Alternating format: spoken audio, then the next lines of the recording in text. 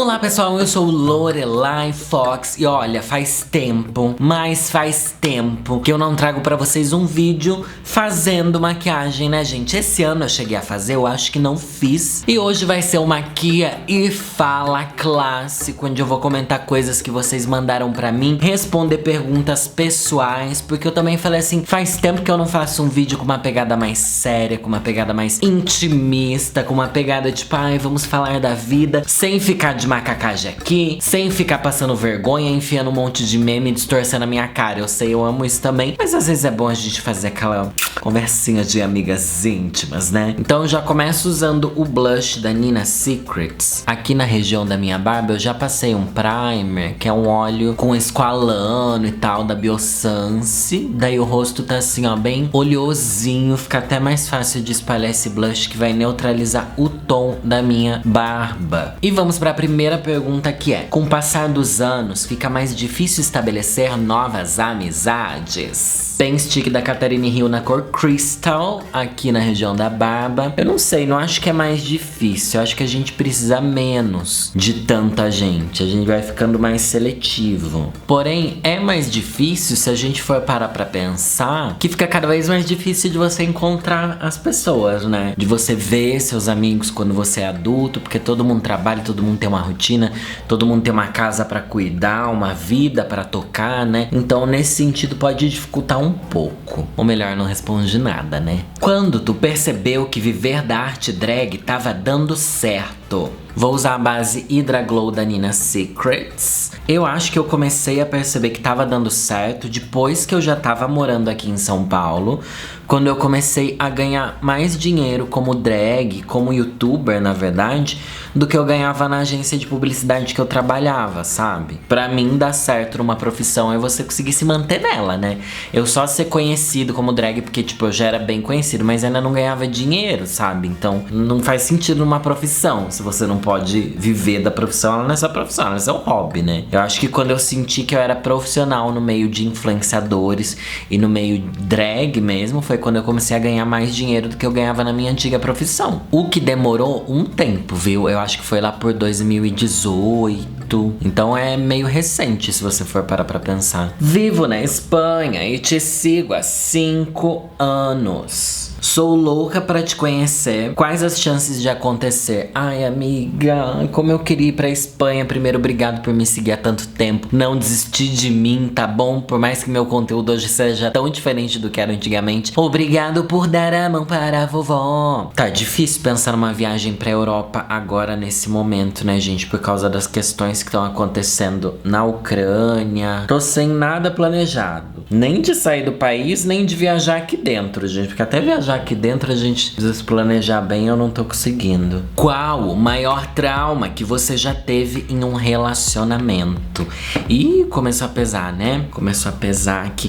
Eu acho que todo mundo tem traumas, né, gente? De relacionamentos. É que às vezes eu não sei se são traumas ou são coisas ruins que você passou e você não quer passar mais. É que às vezes eu acho que quando a gente fala que é um trauma, eu sinto que a questão do trauma é quando algo é mais paralisante. Se você tá traumatizado com algo, quando aquela situação se repetir ou quando você sentir que ela pode se repetir, você vai impedir que ela aconteça, você vai fugir, você vai se paralisar. E eu acho que eu não tenho nada que me paralise nos relacionamentos, sabe? Mas tem algumas coisas que eu tenho muito medo que aconteça de novo. Pra mim, os maiores traumas que eu tive, pior do que ser traído, que eu já fui traído várias vezes também, como qualquer pessoa, é ser abandonado. Olha que drama falar abandonado, né? Mas é uma coisa forte de se falar. Mas é quando a pessoa simplesmente decide sair da sua vida sem te comunicar, sabe? Pra mim isso é muito mais assustador do que ser traído, do que brigas, sabe? Quando você percebe que a pessoa lentamente vai sumindo. Tô usando o Pen Stick Ébano da Catarine Hill, tá? Pra fazer o contorno aqui. Como você se imagina daqui a 10 anos, gente? Que pergunta difícil, né? Porque eu sinceramente tô numa fase que eu tô pensando tanto no agora e não no depois, mas não de uma maneira positiva, tá? Ai, vamos viver o agora, não. É porque, sei lá, não sei se foi uma coisa da pandemia de não querer mais pensar no futuro, porque vai que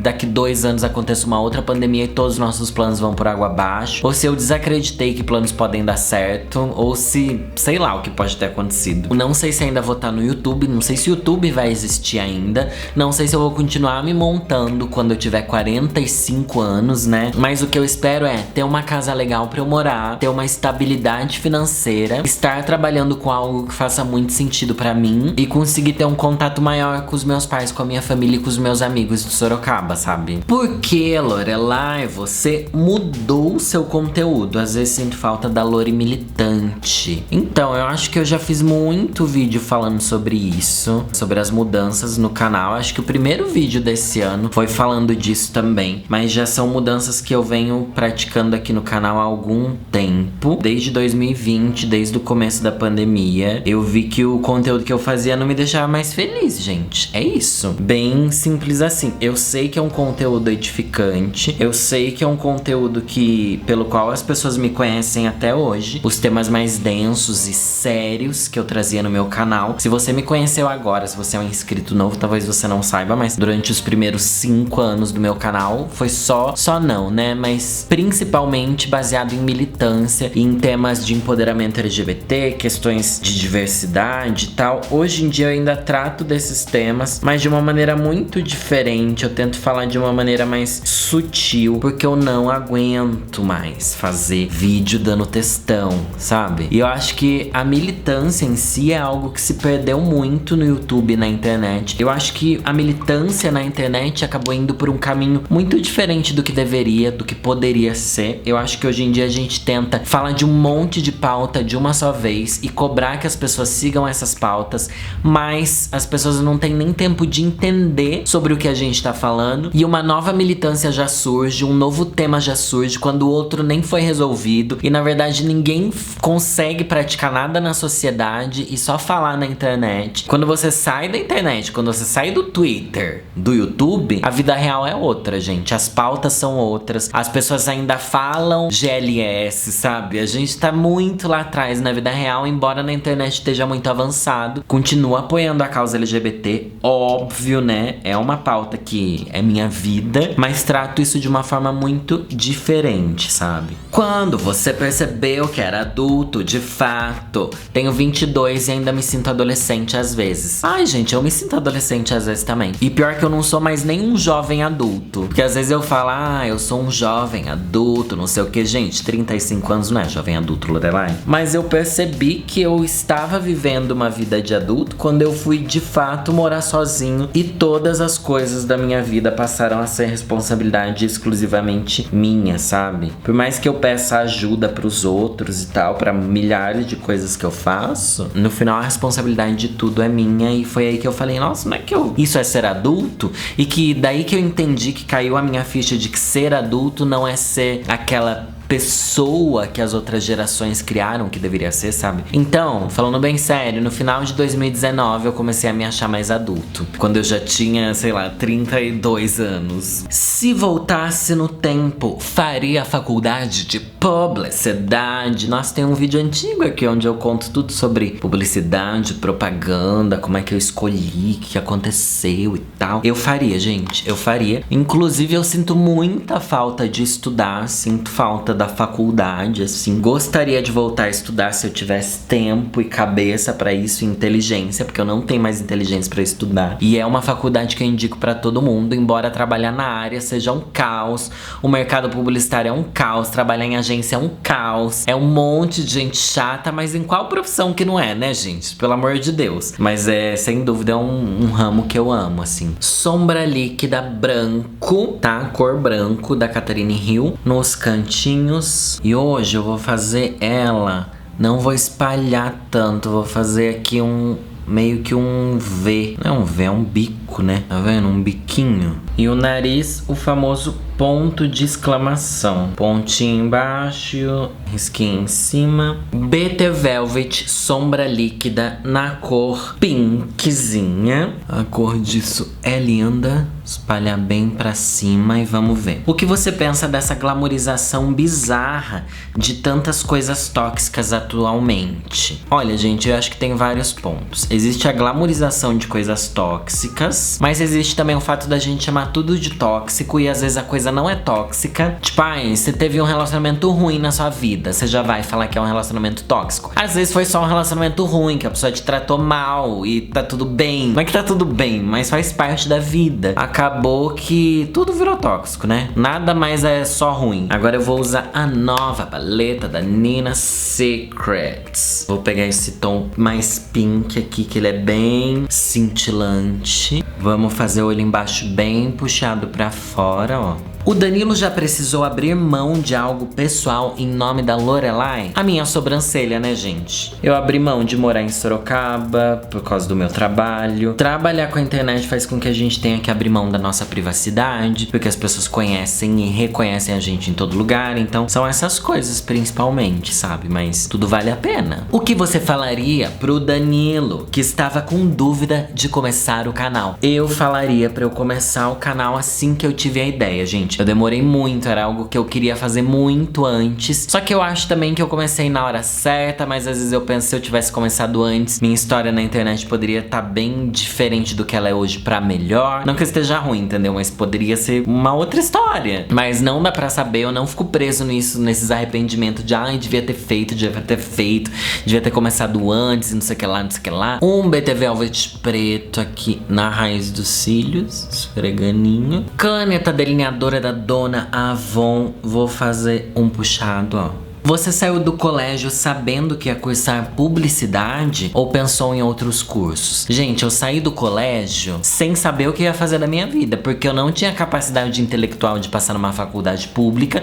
Eu jamais ia ter dinheiro pra pagar uma faculdade particular. Eu nem pensava em entrar em faculdade, porque quando você não tem dinheiro mesmo, você não pensa. Eu via meus amigos falando de vestibular, não sei o que, não sei o que lá. Eu pensava, putz, eu não vou conseguir passar numa USP e também não vou conseguir ter dinheiro pra pagar qualquer faculdade particular que seja, tipo, de 500 reais que fosse, 400 reais na época, tipo, não fazia parte da realidade minha, nem dos meus pais ter esse dinheiro pra pagar, sabe? Só que, no último ano do meu colégio, surgiu o ProUni, né, pra ganhar bolsa. Daí eu tinha feito já o Enem, tinha tido uma nota babadeira no Enem, daí eu consegui me inscrever pra fazer publicidade, só que é uma coisa que eu pensei na hora, gente, não era uma coisa que eu conhecia antes, não tinha pesquisado antes. Eu fui pesquisar assim no dia de eu me inscrever lá pra bolsa, sabe? Daí tinha, acho que segunda opção, eu acho que eu coloquei letras. Eu acho que eu coloquei alguma coisa assim, que é uma coisa que eu gosto muito também. Eu sempre pensei em ser professor de português. Minha primeira opção foi publicidade e eu ganhei bolsa de 100% do ProUni, sabe? E dentro do curso de publicidade, eu fui perceber que tinha muito mais a ver comigo do que eu podia imaginar. Então eu tive muita sorte do destino de me colocar meio que sem querer querendo num lugar que eu nem fazia ideia de que ia ser tão legal pra mim, de que ia ter tanto a ver com a minha vida. Você se compara muito com outros criadores de conteúdo? Se sim, isso te faz mal ou bem? Gente, me faz muito mal.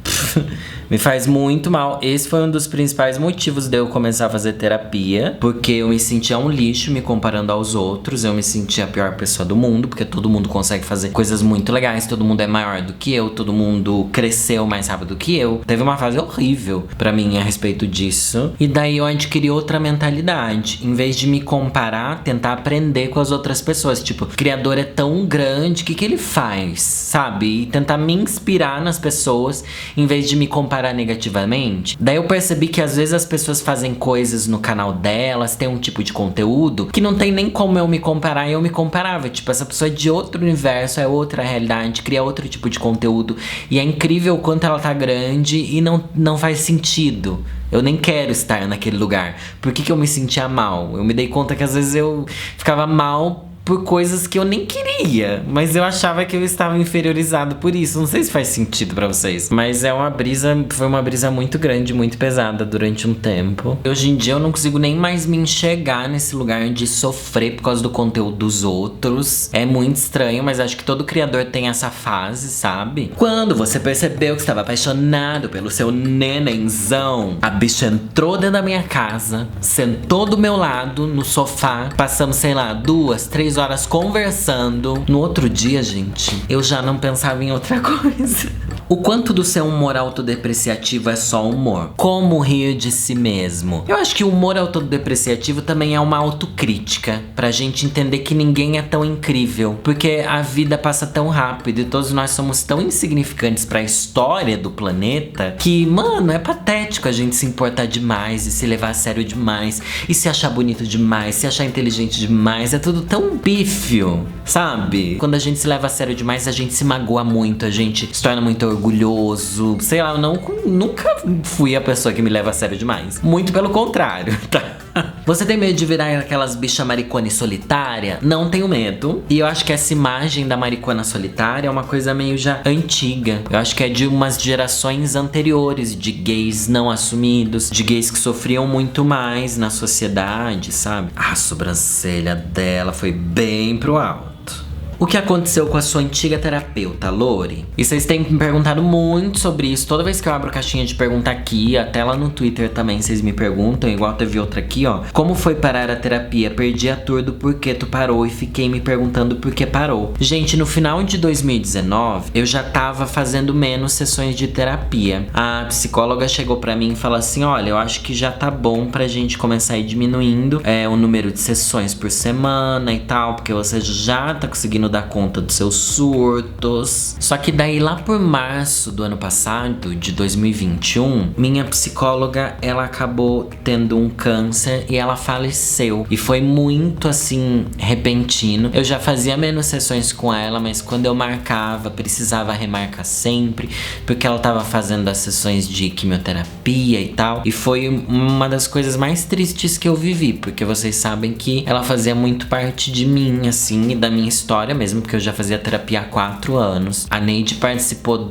de toda a grande transformação que eu sofri na minha vida, sabe? Desde que eu comecei a fazer terapia, eu tinha acabado de me mudar pra São Paulo. Fazia acho que 1 ano que eu morava aqui. Eu tava num relacionamento. Eu tava querendo largar meu trabalho na agência de publicidade que eu trabalhava antes, ainda no começo do canal. Então acho que todo o processo de eu começar a me entender como um adulto independente, igual eu falei aqui que eu me entendi adulto, quando eu comecei a morar sozinho de fato, né? Foi durante a terapia que eu fui conquistando essa autenticidade, essa coragem de seguir adiante. Então pra mim foi algo que foi muito difícil eu perder a Neide assim, sabe? Só que eu fiz um episódio do meu podcast onde eu contei tudo, meses depois, sabe?